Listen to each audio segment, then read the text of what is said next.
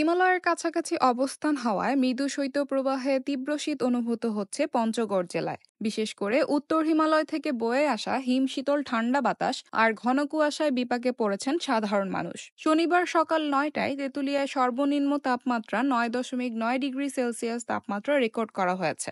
এই সময় বাতাসের আর্দ্রতার পরিমাণ ছিল ৯৯%। এর আগে সকাল ৬টায় ১০.০ ডিগ্রি সেলসিয়াস তাপমাত্রা রেকর্ড করা হয়। গতকাল শুক্রবার সকাল ৯টায় তেঁতুলিয়ায় ৯.৮ ডিগ্রি সেলসিয়াস তাপমাত্রা রেকর্ড করা হয়েছিল। তেঁতুলিয়া আবহাওয়া অফিসের ভারপ্রাপ্ত কর্মকর্তা জিতেন্দ্রনাথ রায় এই বিষয়টি নিশ্চিত করেছেন। জানা যায়, উত্তরের হিমেল বাতাসের সঙ্গে কুয়াশা থাকায় কাবু হয়ে পড়ছে উত্তরের এই জনপদের মানুষ।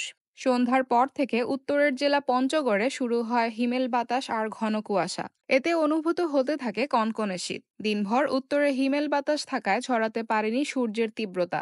এতে কমে যায় দিনের সর্বোচ্চ এবং সর্বনিম্ন তাপমাত্রার ব্যবধান।